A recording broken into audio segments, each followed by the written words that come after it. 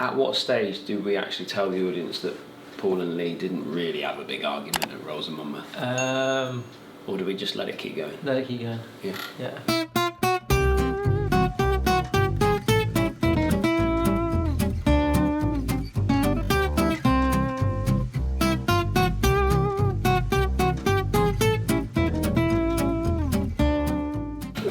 Where's your mug? I've got I Love You to the Moon and Back. I don't know why I can't find my Sunday morning mug.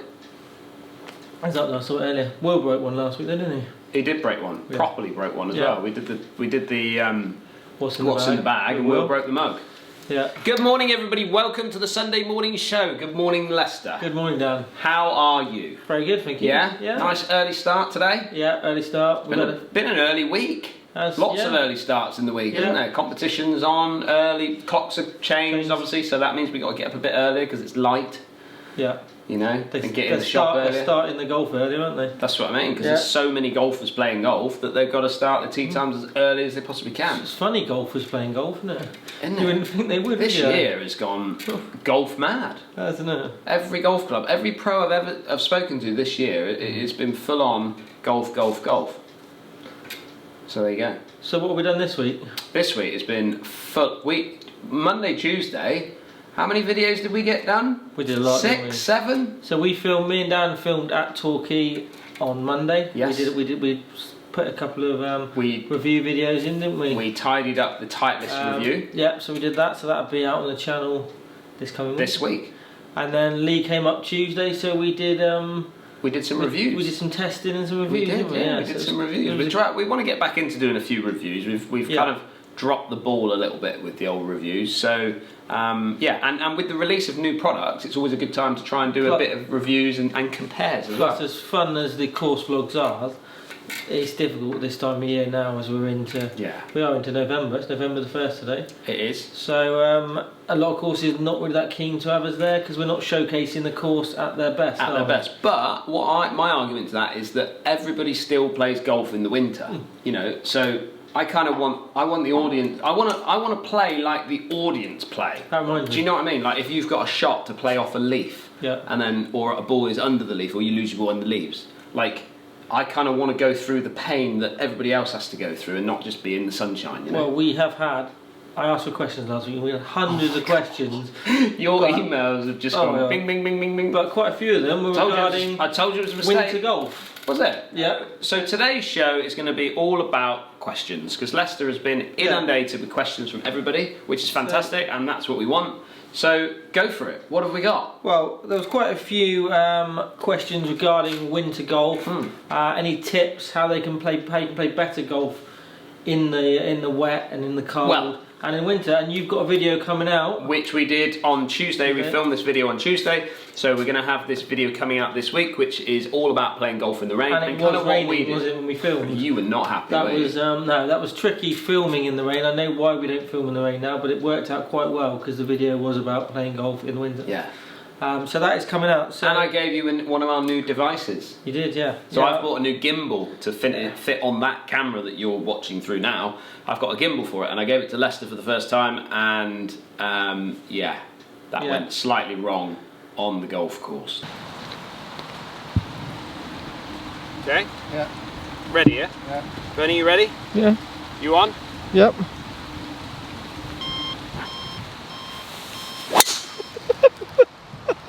What's it doing now? You see it? Turn yourself upside down. Get out in the rain.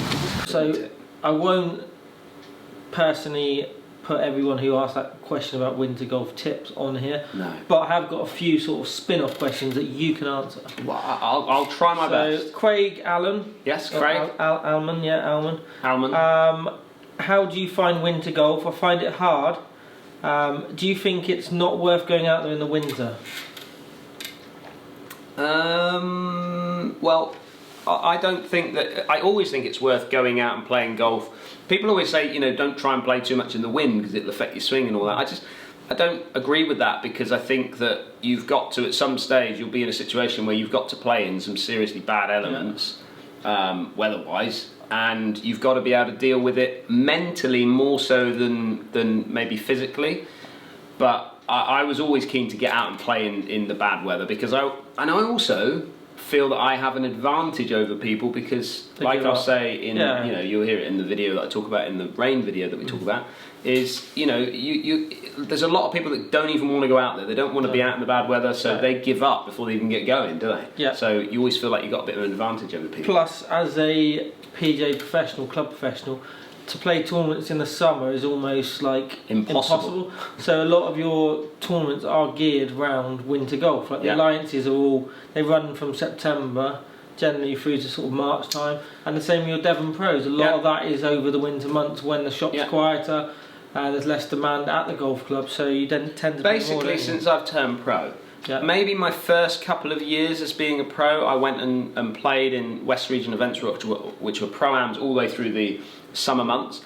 But after I kind of realised that they were all so much better than me, I decided to focus on the local stuff, which is all winter stuff. Yeah. So my golf literally starts in October and then generally finishes in about March or April time. So, and then it's filming. Then we film. For Dan, most of his golf is played during the winter. Me personally, you're the other way around. I play summer golf. You play football in the winter. I play football in the winter. Plus, you know, I'd rather spend, if I've got an hour or so, an hour and a half, I'll come in the studio and hit balls on, say, Sunday, rather than go out on the golf course in the mud, the wind and the rain. I haven't really got much motivation to do that, so I'd rather hit balls in the winter. And if we weren't doing so much YouTubing and filming, then I'd generally put the clubs away in about October and they come back out in March. Do you remember, it brings me on perfectly. Southwest Foursome. For Lester and I'm like, well, I was probably 18 or 19 and you were 19 or 20. So it's a brilliant winter. It was it's changed slightly, but well, you won it, didn't you? Yeah, I mean, they had a thing called the Southwest Foursomes. It was obviously foursomes. We've actually been down and played some foursomes on a vlog earlier in the year, so if you want to look at that, it's good fun. Then there might be a link somewhere. Yeah. But it's like a name on the board down there, and it's quite a prestigious winter event. A lot of pros played in it. Pros and amateurs can play it together. First prize for the pros was £1,000, probably 10 years ago. So it was a good sum of money. I persuaded Dan one year to play in it and partner me. He had reservations about it, and then one of the rounds we literally had every weather condition you could ever imagine. Snowed, hailed, sun was out. Yeah. It was a beautiful front nine, horrendous back nine. I got, my hands got so cold that I couldn't stop topping the ball. Literally every shot I hit was a top. 15 tops, and I was trying to encourage him. Come on, we can win this. We can win this. And I just remember after me saying that about 15 times, you came out with, right, I've decided I'm off to America. I'm going to uni. I was undecided before this. Now this is that was it. And then he went. That decision that round of golf made me make the decision to go to America and to Florida. I went off to Florida. I literally went to Florida in that January, and I was gone. So I didn't see you for 4 years. So winter golf. Lovely. Dan, I've got a question for you from John Griffiths. If you could change one rule or introduce one rule in golf, what would it be and why? That's a great question. We've had a proper little discussion about this off camera. Yeah. So for me, there is one rule. There used to be one rule that used to annoy me, which was when you got onto a green, the spike mark situation. Yeah. It used to really annoy me that you get it onto the playing surface, the surface that your correct surface is supposed to be on. You're being punished for someone else being not showing etiquette by dragging feet. Correct. Yeah, horrendous. So on that note, which is luckily that's now changed. Yeah. On that note, I don't like it, and a lot of people out there are going to say, "Ooh, boo you, Dan," but I don't like it when you hit the middle of the fairway, you get down there and you find yourself in a divot. I wouldn't know. Yeah, I don't find any. No, but I totally agree. Free drop, I'd suggest that. I just think you should get a free drop or free relief from somebody else's no effort to replace a divot or whatever. Swear then. No effort to replace a divot or whatever. So I do believe that you should possibly get relief as long as the playing partners and you agree that that is a man-made divot. Yeah. Then you should get relief from that. However, I know that there's a lot of people out there say play it as it lies and all this, and that's fine. And I do. I'm not bad at divots, to be fair. I've been in plenty of them, but. That's probably one rule that I think is you're being punished for somebody else not replacing their divot. Yeah, and you've hit the right shot. You've hit the fairway. You know. Yeah, 100%. What's your rule? What would you change? I mean, I like the fact that if you accidentally hit your shot when you're not actually meaning to play it, say you get a bit close to it and you hit it off your putter, and you can replace it now under no penalty. I think that's a good change. That was a good change to the rule. Don't you? That was funny. Do you remember at the Masters? I think it was last year. And Zach Johnson was doing a practice swing, and he bopped it off the end of the toe of the driver, hit the marker, and went there. And then he swore, but on camera swore. And then he didn't know what to do, so he was like panicking like most. But anyway, he could replace it. There's no penalty. But that made me chuckle. But so that's been replaced. That's already done. Do you know something that just gets my goat though in golf? Internal out of bounds. I literally do not like internal out of bounds. I think if you have to put internal out of bounds on a golf hole, then it's just not a golf hole. That's my own personal thing. I understand why it's there. Sometimes you want to stop people going down a particular way or playing the hole differently to how it was designed, but health and safety I just as well. don't like internal out of bounds. Yeah, I can understand if there's a hedge that runs along, which is not on the course. So what you're saying is it's a poor design of the hole. I know the architect is the person to blame, not necessarily the golf course. I'm probably opening up a can of worms here, but I just don't like. You see it, you look down and you think, they used to have it. A perfect example, Torquay used to have it down the first hole, so down 16, which is now 17. So it was about 40-50 yards right of the fairway, maybe not even that far. If you hit it off the first and you went that way down the right hand side, you're out of bounds. And I just thought. But the trees were a lot lower and it was a bit of a shortcut. And the best thing they did, they pulled it out and now it doesn't count. But I mean, if you go down there, you're under a bit of trouble. But I just don't feel like you should have. No need for anything. All right, well that's a good one. There you go, that's my one. What other questions you got? So I've got a question here from John Saunders or Sanders. Yeah. Hello, John. Hello, John. And he reckons he's asked this question before and never got a reply, but I don't believe that. Well, possibly. We don't do that. No, I'm pretty bad at that, to be fair, so I apologise. That's having a go at your character. Yeah. It can't be aimed at me. Well, we do get a few questions, so I do apologise. What shafts do you and Paul's brother, that must be you, have in your wedges? They appear black. Are they graphite, and if so, why? No, they're not graphite, they're not black. Both Paul and I don't know what. Paul's got. No, right, start with me. Paul's brother, so that's you. They don't care. I don't think they care about Paul, according to this. Oh right, okay. So, I'll talk about me, shall I? Talk about me. It's your favourite subject. So, you fire away. For me, my wedges, I carry a 58 and a 54, and my 58. But they're asking you shafts, not what you carry. My wedges. Yeah, what shafts you got in there? They appear to be black. They're not black. No. Stay there, I just need to double check.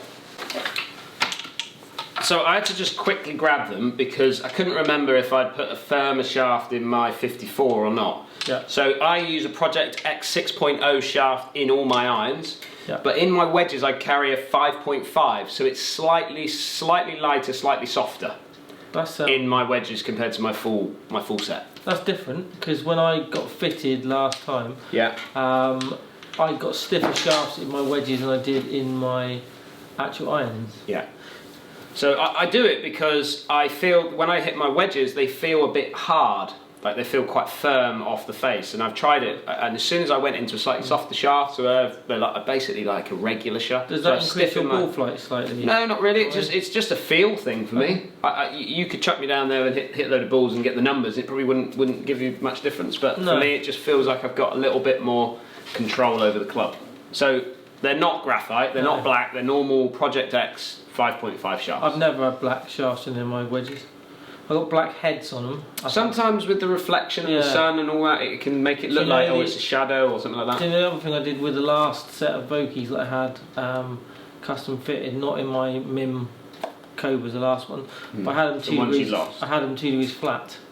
Yeah. To stop hitting left, basically, pulling left. Yeah. Well, a lot of people. So, for me, I'm 2 degrees flat in all my irons. Yeah. But I'm 3 degrees flat in my 58. Yeah. So I always go flatter, and a lot of tall players will go flatter in their wedges compared to their irons. And when I'm generally doing fittings, majority of people I will always go generally a degree flatter with their wedges compared to what they've got. It made a difference to my to my approach play with my wedges when I did get flatter clubs. Yeah, and it will move strike around as well. So if you are struggling with the lefts with your wedges, then just go and get them flattened out a little bit. You do not want to miss long left with a wedge. No. That's dead generally, isn't it? Yeah. But what else we got?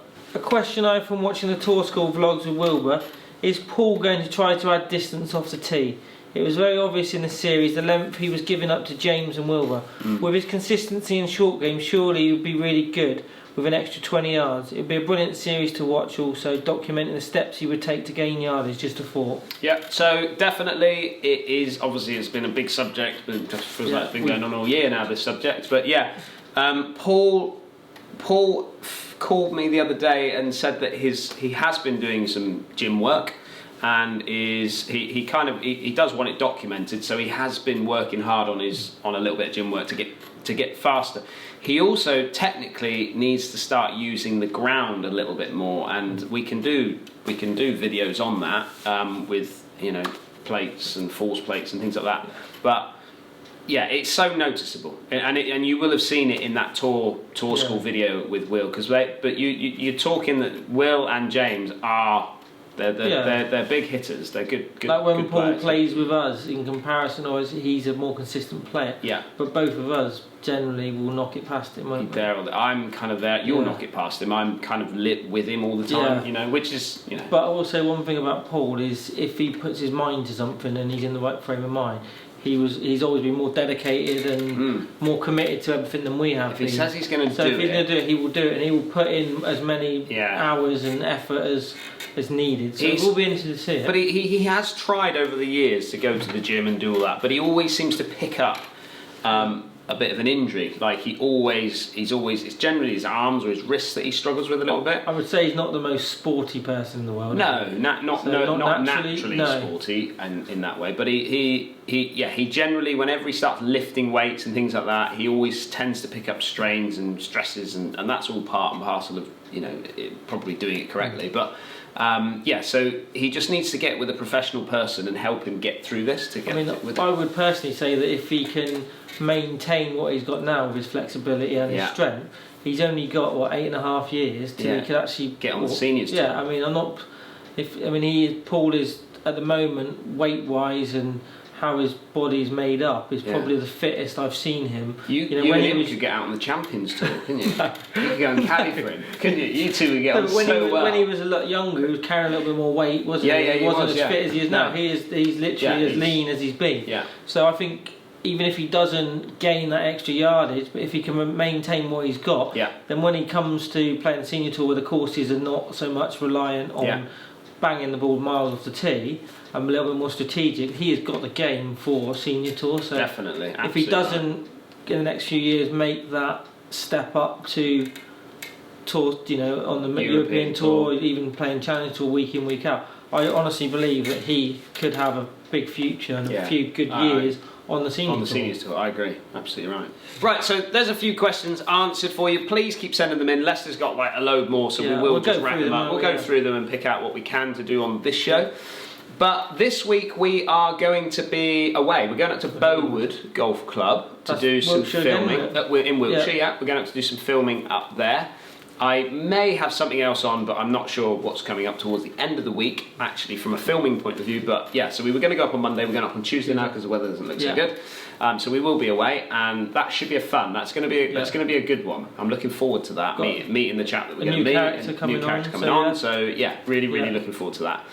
But on the channel just gone this week, we've been at the Rolls of Monmouth, and I missed the view there, didn't I? You did a little so bit. Good. Yeah, so you good. did a bit. But it is a beautiful golf course, and when all the restrictions are lifted, make sure it's on your list to want to play. Really, it's a great golf course, fantastic, and the history behind Rolls-Royce and the family within that estate there, it is beautiful. So if you get the chance to get up there, please make that. It's not very far away from Celtic Manor, and lots of people just go to Celtic Manor, but there's some great golf courses around there, and we then play Newport Golf Club after that, which again is absolutely brilliant, and we meet someone quite famous there. There's a few hidden treasures in Wales that aren't not necessarily your main courses, the ones that probably haven't got the same reputation or the same sort of prestige about them. Hidden gems. Oh yeah, I've played some great ones. Hidden gems, we have, And then this week we've got coming up, it's a bit of a mixture of different types of videos that we've got coming out. So I've got my Titleist review that I need to get out, and on there I'm doing a plumb bob versus aim point video, which is basically I use a plumb bob, Paul does aim point, so we have a little bit of fun and games on that one. We've got our rain video that we're doing, we've got our review, we've got a Cobra review to do, so we've got lots coming up this week, which is just going to break the channel up a little bit. Let us know what you like as well, because we're all the time we're trying to evolve the channel, absolutely, move it on, find what works. If there's things you like, tell us. If there's things you don't like, then tell us, and then give us ideas, because we want to make content that ultimately you guys enjoy, and we're new to all this, aren't we? That's what keeps us going, isn't it? Yeah. So there you go, that's what's going on this week. So, anything else? I think that's about it. That's about it. We hope you've had a great weekend. Hope you've managed to play a bit of golf this weekend. The weather's been all right. And we'll look forward to catching up with you next Sunday. Yeah. See you next Sunday. See you next Sunday.